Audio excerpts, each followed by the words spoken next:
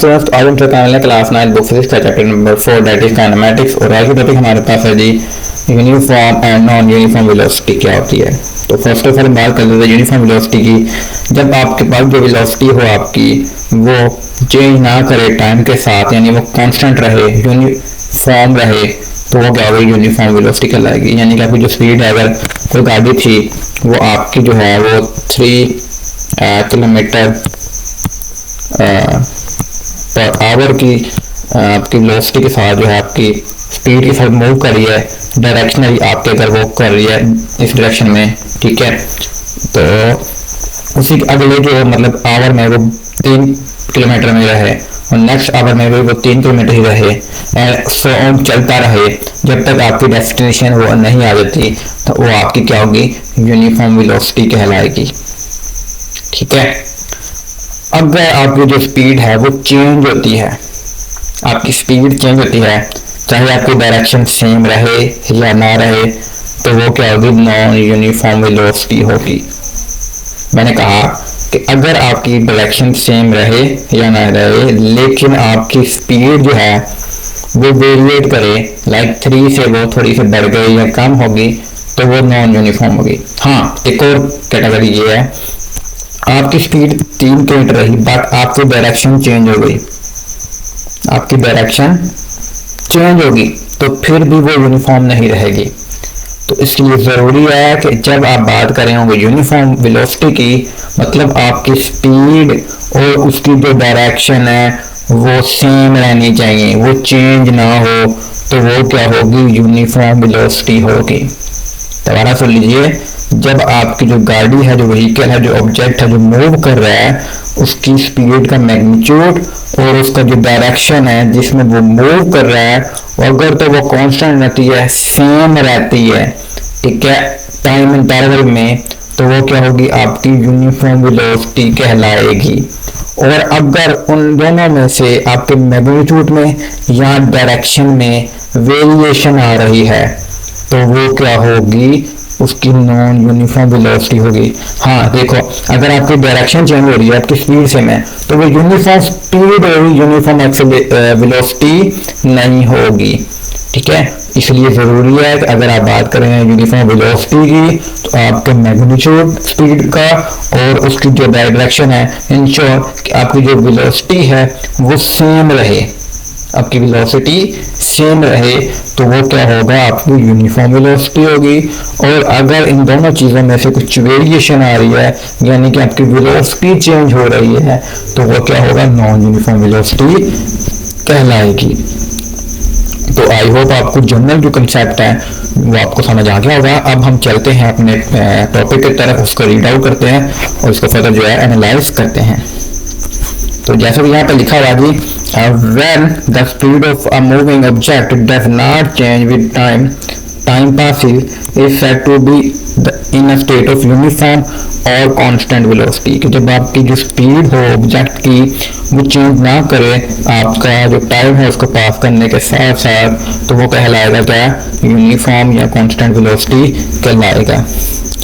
जैसे यहाँ पे लिखा हुआ है, यहाँ पे this implies that both speed and direction remain unchanged, यानी कि आपकी स्पीड और आपकी जो डायरेक्शन है वो अनचेंज रहनी चाहिए, वो यूनिफॉर्म यानी कांस्टेंट रहनी चाहिए। This will be possible only when object move in a straight line with constant speed without turning back. कह रहे ये तभी पॉसिबल होगा जब हमारे पास जो बॉडी है, जो ऑब्जेक्ट है, वो मूव कर रहा हो स्ट्रेट लाइन के अंदर, है ना, और उसकी स्पीड भी कांस्टेंट होगी और उसकी डायरेक्शन भी चेंज नहीं होगी, और विदाउट टर्निंग बैक और डायरेक्शन को चेंज ना करे। ठीक है, in this case object will cover equal displacement in equal interval of time however short the interval may be।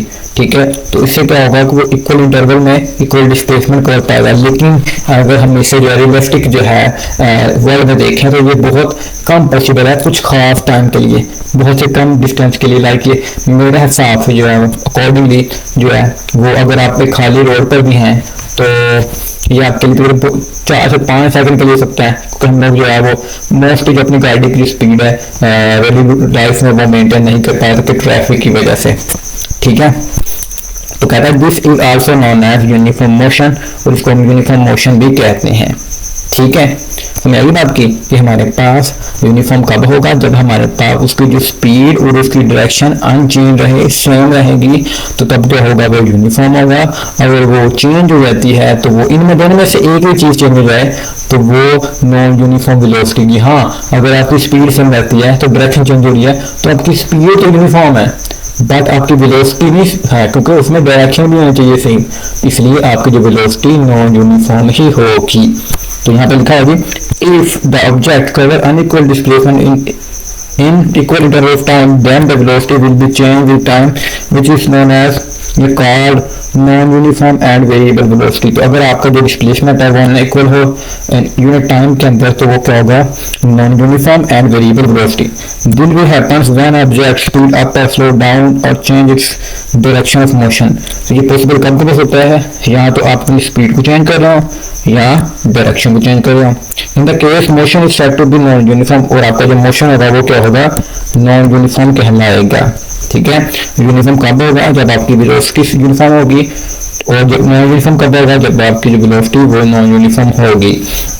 Next यहाँ पे कहते हैं car on the curve track example में भी हैव कांस्टेंट स्पीड। एक कार जो है यहाँ पे दिखाई जा रही है तो ये पॉसिबल है कि वो जो है वो कांस्टेंट स्पीड से मूव कर रहा हो, but because its direction is changing, क्योंकि इसकी डायरेक्शन हर इंस्टेंट पे जो टेंजेंशियली चेंज हो रही है। ठीक है, तो ये नॉन यूनिफॉर्म एग्जांपल है।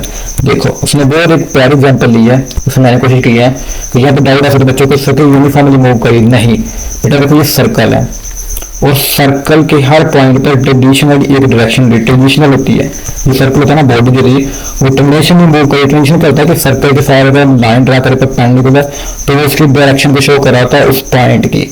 तो हर पॉइंट के ऊपर अगर मैं सिंपल बात कहूँ, अगर आपको बताऊं तो एक सर्कल के अंदर कितनी डिग्री होती है, 360 डिग्री होती है। कितनी डिग्री होती है, 360। यानी कि एक सर्कल में कोई भी ऑब्जेक्ट जब मूव करता है वो 360 डायरेक्शन चेंज करता है, क्योंकि हर एक डिग्री पर एक ट्रेडिशनल जो टेंजेंट जिसे कहते हैं हम लोग टेंजेंट कहते हैं वो ड्रा होता है। टेंजेंट क्या होता है कि एक परपेंडिकुलर लाइन उस पॉइंट पे ड्रा की जाती है जो कि उसकी डायरेक्शन को शो कर रही होती है। ठीक है, तो हमें पता चल गया कि सर्कल के अंदर कोई बॉडी जब मूव करती है तो वो उस सर्कल में रहते हुए जब वो कंप्लीट एक सर्कल जो है चक्कर जब कंप्लीट करती है वो 360 दफा अपनी डायरेक्शन चेंज करती है। तो इसलिए हम ये नहीं कह सकते कि जो सर्कल में जो बॉडी मूव कर रही है, ऑब्जेक्ट मूव कर रहा है, वो यूनिफॉर्म वेलोसिटी से कर रहा है। ठीक है, हाँ उसकी स्पीड जो है यूनिफॉर्म सकती, बट उसकी जो वेलोसिटी है वो यूनिफॉर्म नहीं हो सकती। तो आई होप आपको समझ आ जाएगी कि हमारे पास यूनिफॉर्म वेलोसिटी तब होगी जब उसकी स्पीड और उसकी साथ में जो डायरेक्शन है वो दोनों अनअफेक्टेड रहें, अनचेंज रहें अब टाइम के अंदर। तो हो क्या होगा, यूनिफॉर्म वेलोसिटी। अगर वो इफेक्टेड होती है, चेंज होती है यूनिट टाइम के अंदर, तो वो क्या होगा, नॉन यूनिफॉर्म वेलोसिटी होगी। तो आई होप आपको जो है यूनिफॉर्म और नॉन यूनिफॉर्म वेलोसिटी का कंसेप्ट समझ आ गया होगा। फिर भी किसी इसमें डाउट हो, क्वेश्चन हो, क्यूरी हो, कमेंट सेक्शन में जाकर जरूर पूछेगा। हमारी हमेशा कोशिश होती है कि आपके लिए बेस्ट से बेस्ट वीडियो लेक्चर लेके आए। तो जो PDF नोट्स है उसका लिंक आपको वीडियो डिस्क्रिप्शन के अंदर मिल जाएगा। तो आज के लिए इजाजत दीजिए, अल्लाह हाफिज।